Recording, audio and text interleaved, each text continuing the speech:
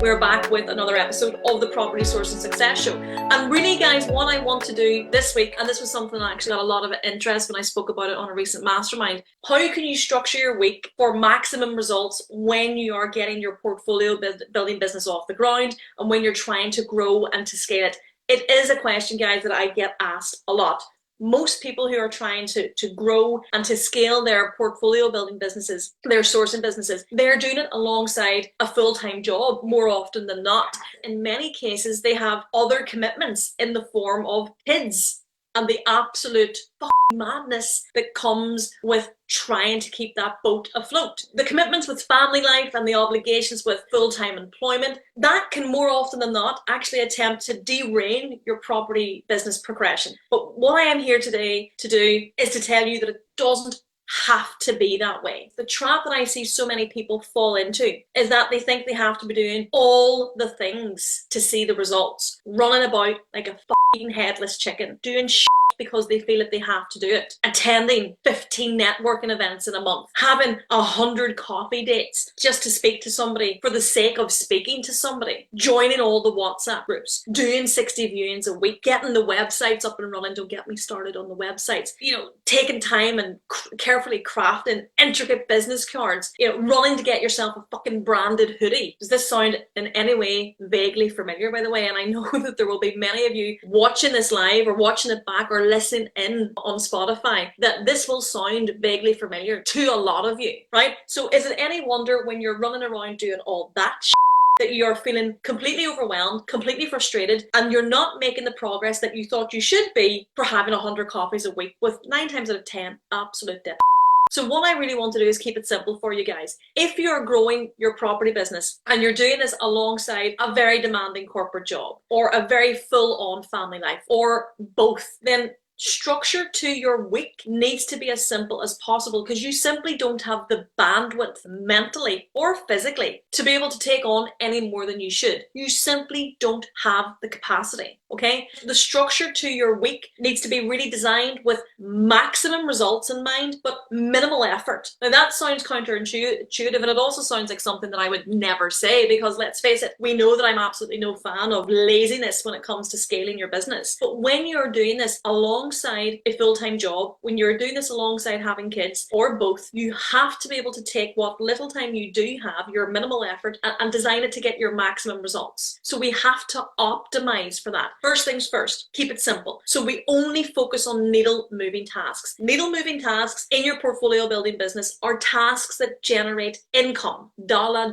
So it has to be focused on income generating tasks. So in portfolio building, in property sourcing, in deal packaging, the same in the one thing, the generating needle moving tasks are finding the investors and finding the deals in that order, not the other way around. So here's how I would structure my week in the most simplest of fashions. And this is exactly how I structured my week when I first got my business off the ground. I was doing this on maternity leave. Time was not a luxury, believe it or not. Most of the days I had a young child absolutely strapped to me. So here's the exact structure that I had, and I encourage you to do something similar. First things first, you need to diarize daily investor lead generation into your week. Choose your platform of choice, Facebook or LinkedIn. LinkedIn is particularly good for this. So using LinkedIn, I would send 15 direct outreach messages every single morning and the same every single evening. This will literally take no more than 30 minutes in total out of your day every day, but you compound that lead generation for investors over 2 weeks, 3 weeks, 4 weeks, 2 months. It makes for some huge results. You should be working on building your investor leads every single day. The second thing that I would ask that you structure into your diary every single week is a weekly phone call check-in with agents. Here is the reality. You simply don't need to visit agents in person as often as you think. A lot of people will tell you that you should be out there checking in with the agents, and don't get me started on the whole coffee and donut approach. That's a rant for another day. You don't need to be trepping up and down your high street in your patch and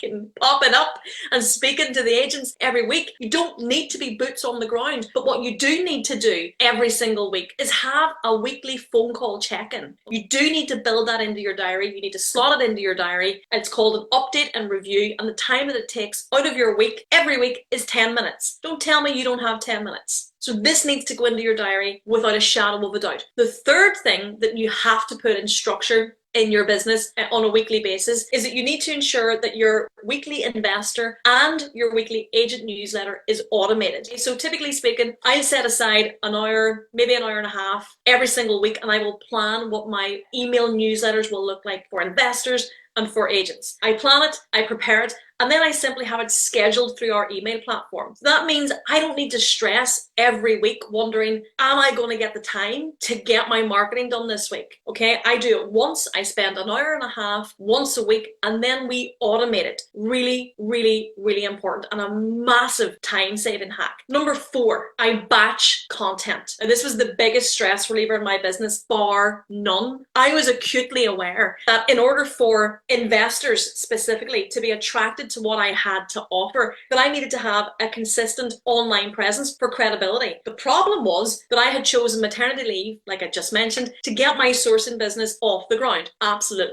insanity. So getting to use the bathroom by myself was a luxury during the day, never mind getting the time each and every day to sit down and create some online content. And it was actually a mentor of mine at the time that suggested batching. Picking a day every week, setting some time aside, 30, 40 minutes, 60 minutes max, and prepping 3 or 4 pieces of content that I could then save in my phone, save on my emails, save on my notes, essentially creating a content bank. And all I needed to do every day was copy and paste it from the notes section. It took less than 5 seconds, which was significantly better than the hours that I used to spend staring at the screen with a complete blank expression. Batching content to this day has been the biggest stress reliever, and it's the consistency here that will pay off. And number 5, I want you to embrace saying no. And this is really empowering when you master the ability to do this. Saying yes, guys, to every request for coffee or every request for a could I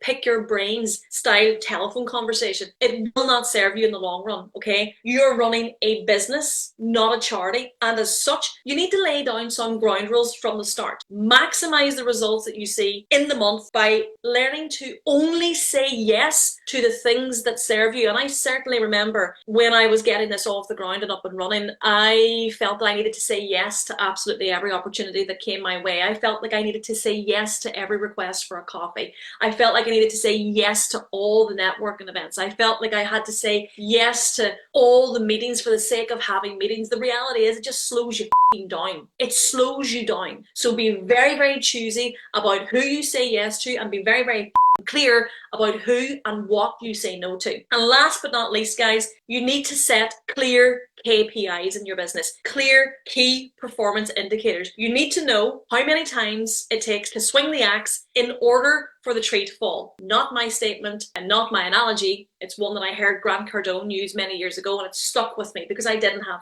targets in place, and then I realized, oh, that's a problem. Okay, so you need to track and measure everything. You need to set targets weekly for investor lead generation. How many direct outreach are you going to send on a daily basis? You need to set targets for your agent check-ins. Get it in your diary. You need to set targets for your marketing, for investor newsletters to be sent. Schedule it in your diary. Get it automated. You need to set targets for how many email addresses you want to collect each week. Side note, outside of the physical property, of course, collecting email addresses in your business is an exceptionally powerful asset. You will use it as the core of your marketing, and you absolutely should have a target for email addresses that you will collect on a daily basis, on a weekly basis, to go into your database to build up your clientele. 100%. You need to set targets for how many viewings that you can attend. You don't need to do 60 viewings in a week. You don't need to do 20. You don't need to do 15, but you need to be selective with what you are viewing, and you should only be viewing properties that match match your criteria, and you should only be viewing properties that match 70% or more that you're confident that you can put an offer in on if you have an investor. And lastly, setting targets for your offers. With that in mind, guys, I think that you get the gist. I hope that you get the gist. You need to set your week up for success with a really structured, but most importantly, a really realistic action plan that you can simply rinse and repeat. And I promise you, in the long run, the consistency that this breeds momentum, and then the momentum yields results. So I hope this has been helpful. I'd love to know how you structure your day. I'd love to know how you structure your week, but feel free to share, and I'll see you guys again next week.